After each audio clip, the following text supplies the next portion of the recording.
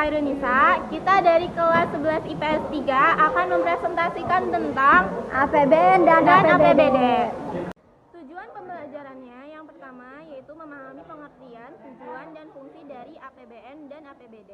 Yang kedua yaitu mengetahui sumber penerimaan dan jenis belanja negara maupun daerah. Yang ketiga yaitu mengetahui mekanisme penyusunan APBN dan APBD. Yang keempat yaitu pengaruh APBN dan APBD terhadap perekonomian. Pengertian APBN dan APBD. Yang pertama yaitu pengertian APBN.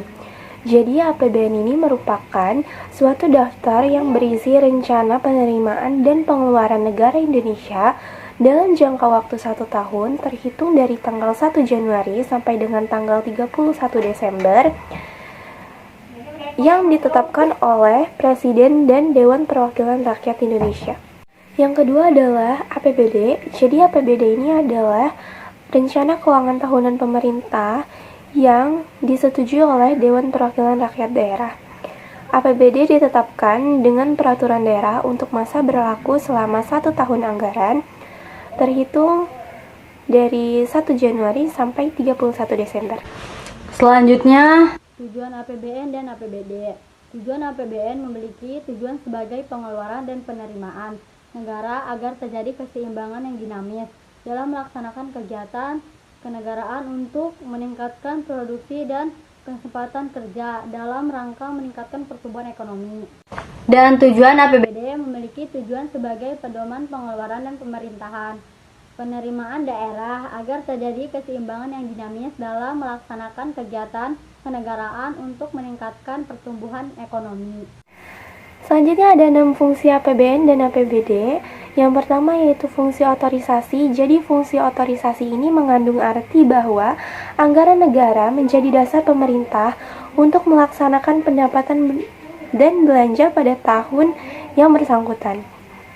Terus yang kedua ada fungsi perencanaan. Fungsi perencanaan ini mengandung arti bahwa anggaran negara menjadi pedoman bagi pemerintah dalam merencanakan kegiatan pada tahun yang bersangkutan. Terus yang ketiga ada fungsi pengawasan.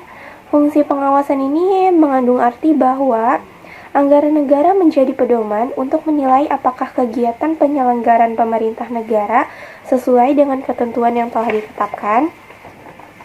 Terus yang keempat ada fungsi alokasi. Ini arti bahwa anggaran negara harus diarahkan untuk mengurangi pengangguran dan pemborosan sumber daya serta meningkatkan efisiensi dan efektivitas perekonomian.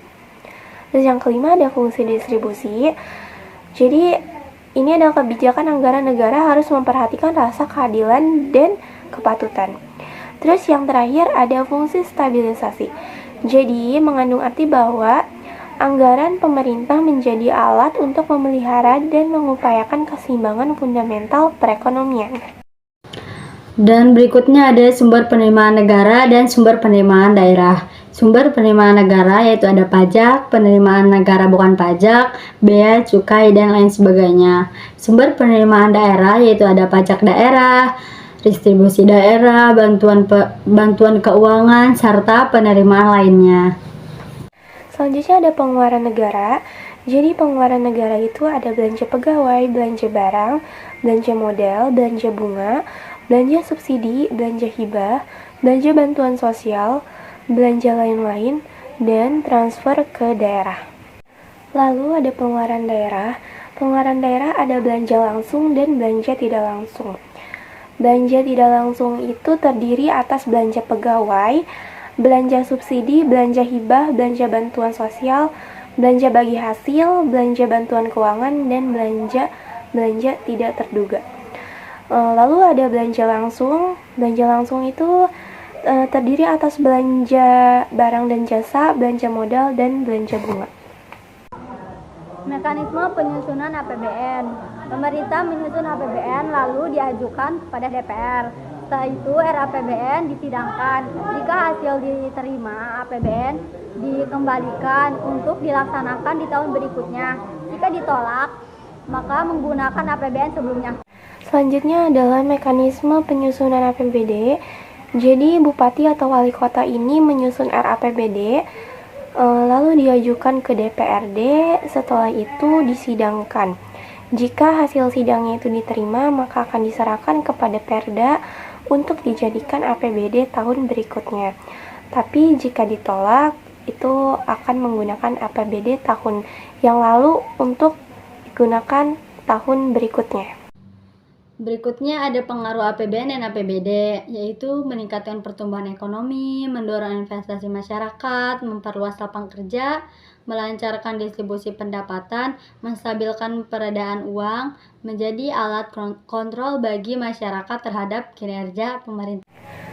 Jadi kesimpulannya adalah bahwa APBN dan APBD ini bertujuan sebagai pedoman dalam menjalankan kegiatan atau program pembangunan sehingga meningkatkan pertumbuhan ekonomi dan kesejahteraan masyarakat.